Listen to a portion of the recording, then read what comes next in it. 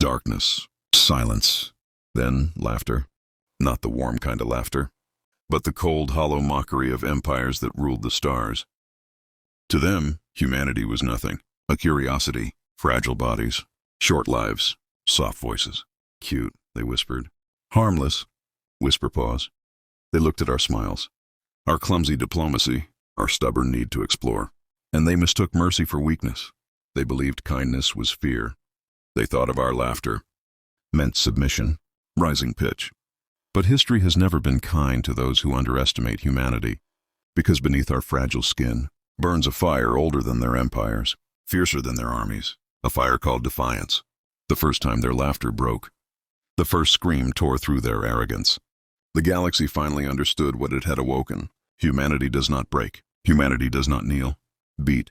Humanity endures, resists, and when cornered, we fight back. Hold a long pause, quiet, tense. So remember their laughter. Remember the silence that followed. Because the question is not, why did they laugh? The real question is, how long did their screams last? The year was 2143. Humanity had finally learned to stretch its fragile fingers into the dark. Not with armies, not with conquest, but with ships of exploration, voices of peace, and dreams of stars.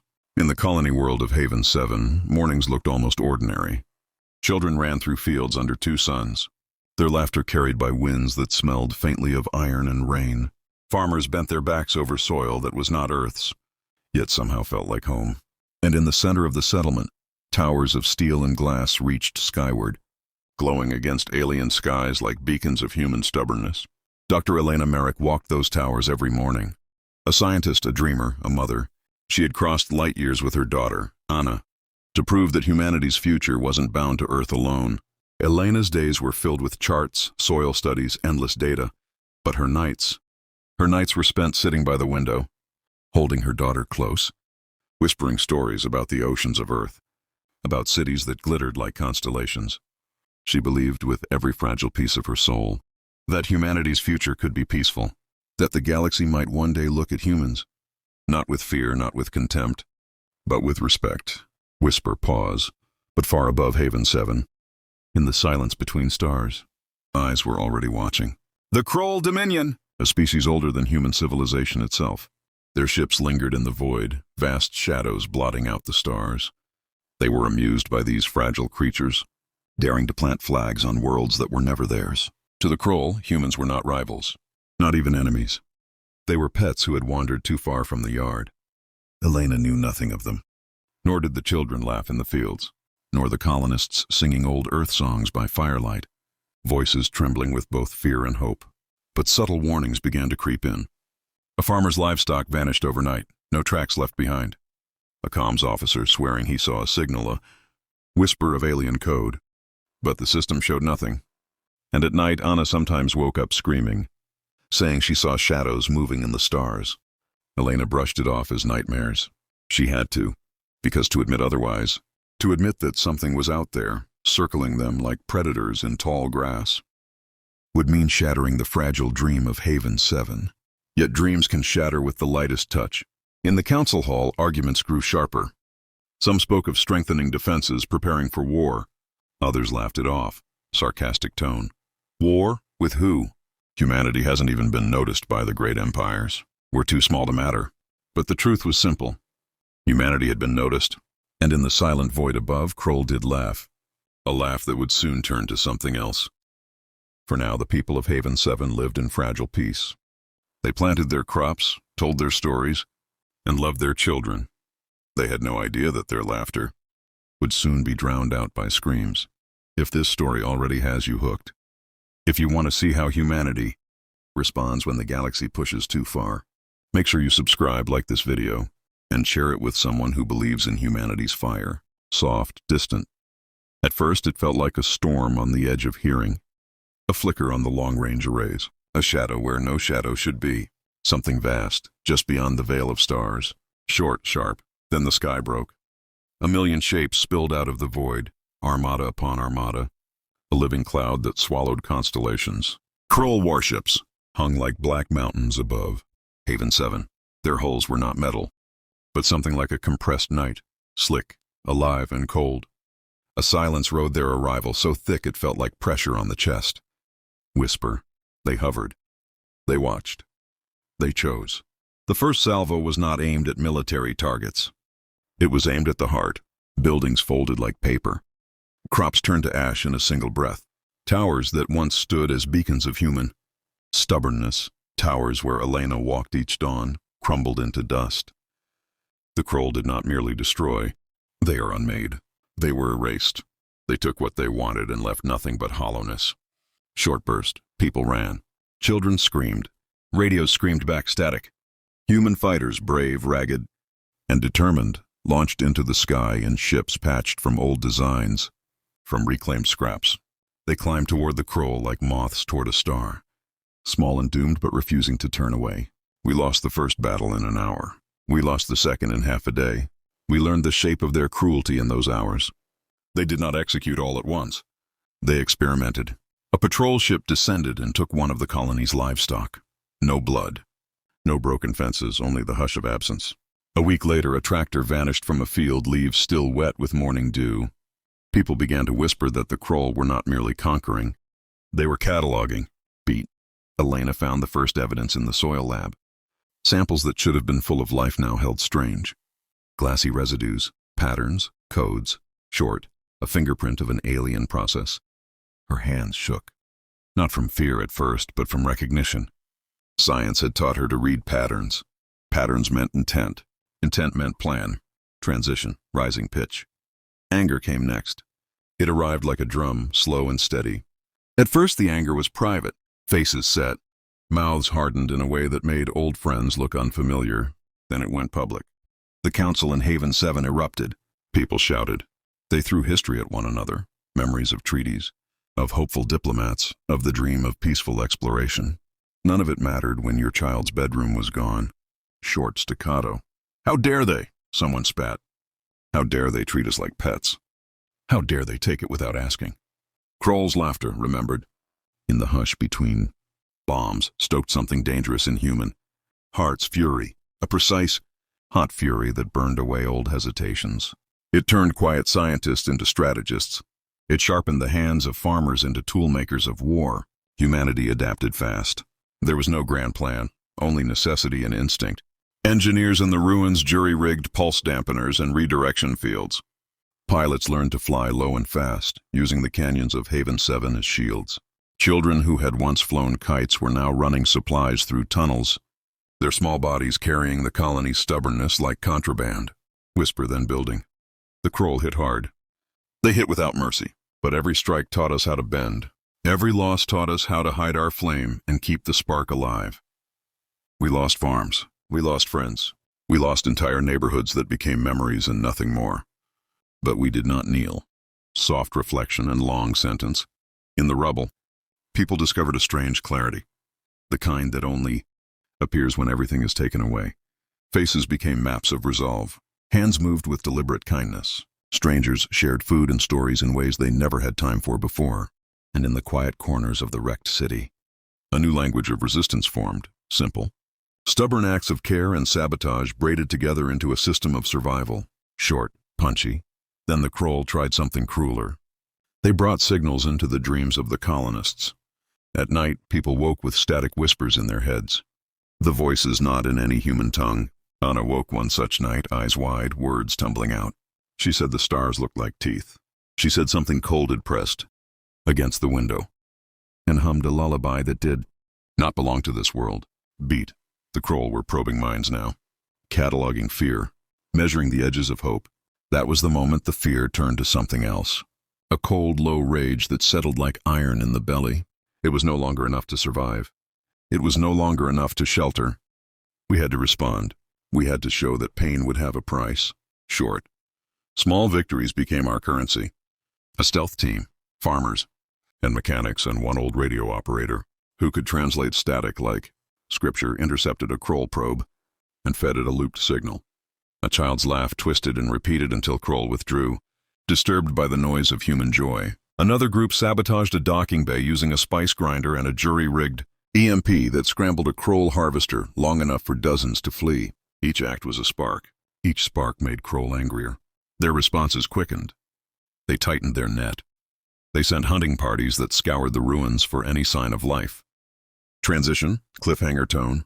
Elena fought to keep Anna safe. She watched friends go into the tunnels and not come back. She learned to hold both grief and strategy in the same fist. Her science became stealth. Her equations turned into maps of enemy patrols. She taught children how to read star charts as if they were bedtime stories, then made them recite them as passwords in case of a raid. Short, tense. Then one night, communications from the outer relay went dark, not just for Haven 7, for the whole sector. The stars themselves seemed to cough and die for a breath. Long pause. In that silence, deeper than any before, something moved toward the planet. Not a ship, a beacon, a pulse, a sound like bone cracking under ice. And with that pulse came a signal. Not in language, not in code. In a single harsh impression on the mind. Claim, whisper, urgent. The Kroll had decided to end the experiment. Beat, cliffhanger. But humanity had learned to fight in ways the Kroll had not expected. We had learned to hide sparks inside songs, to put sabotage inside lullabies, to make resistance feel like ordinary life. We had learned to turn fear into blades, hold, rising pitch. The next move would not be theirs alone. If you're feeling that rising heat, if you want to hear how humanity pushes back when the galaxy breaks its rules, hit subscribe, like this video and share it now. The next part changes everything. Firm, heavy. The Pulse had declared ownership. Kroll did not ask. They never asked, they took. And when the Pulse hit Haven 7, entire systems collapsed. The lights went black. Air scrubbers coughed and died. Water pumps froze in place. Humanity's fragile colony trembled on the edge of suffocation.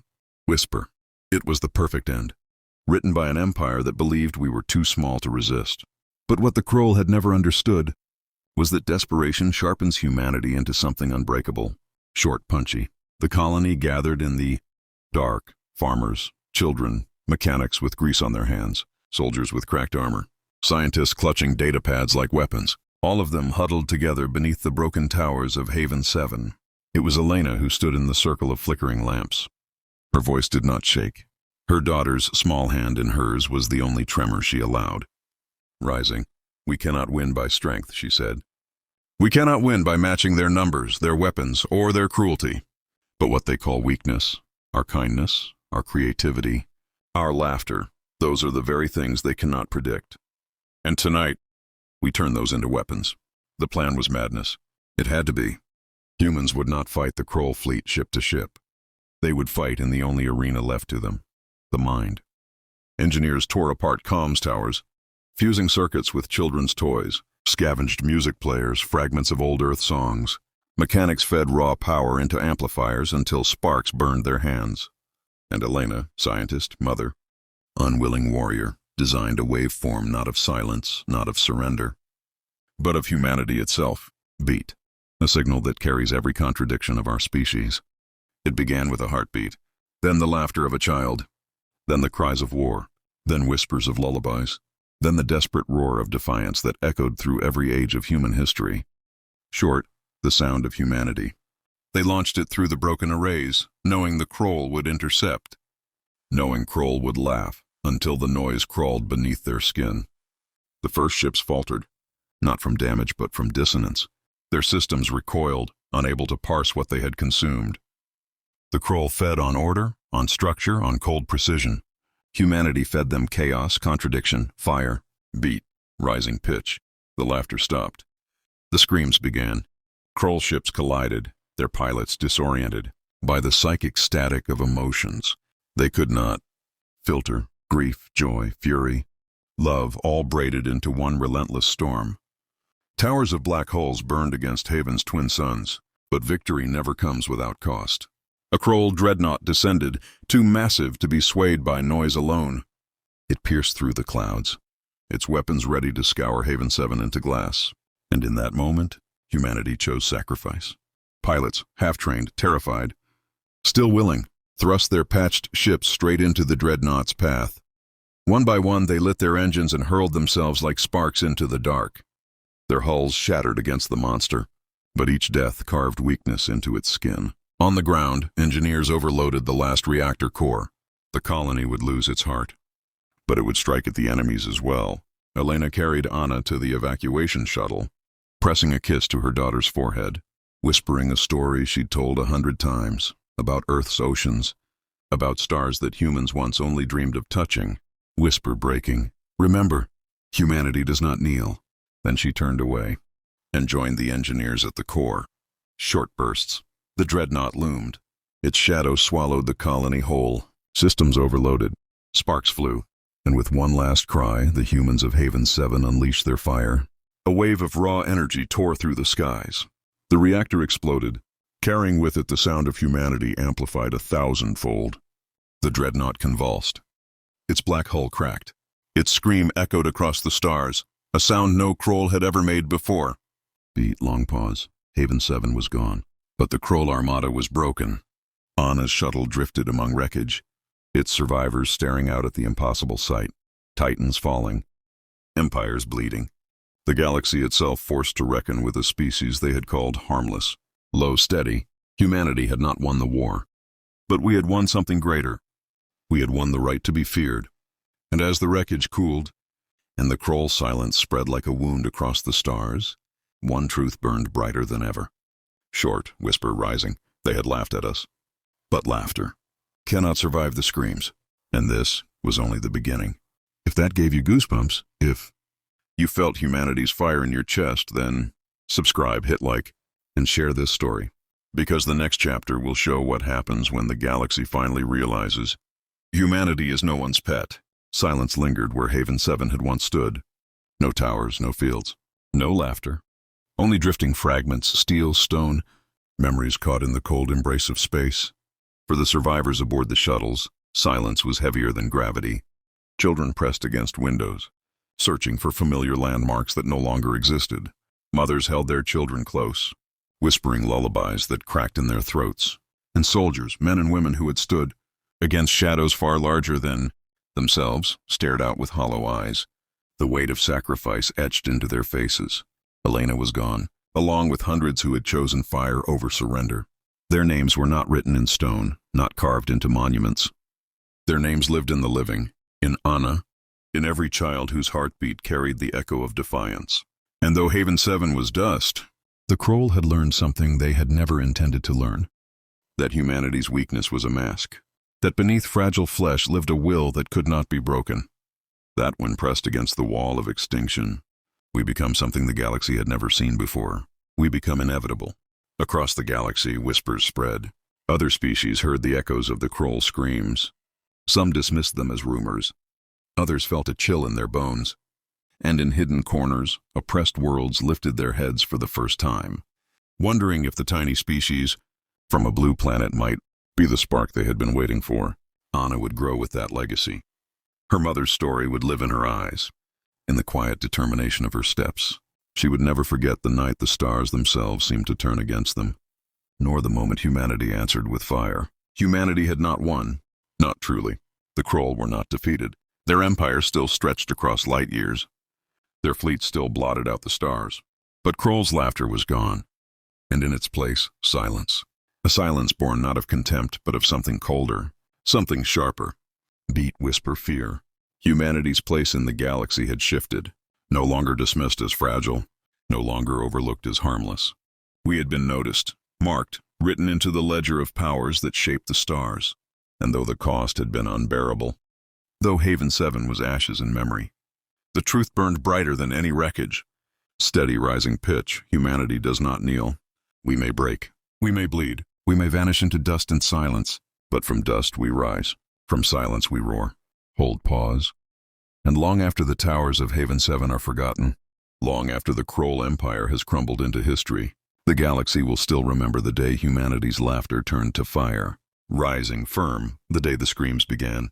If that ending gave you goosebumps, if you felt humanity's spark burn in the darkness, then subscribe right now.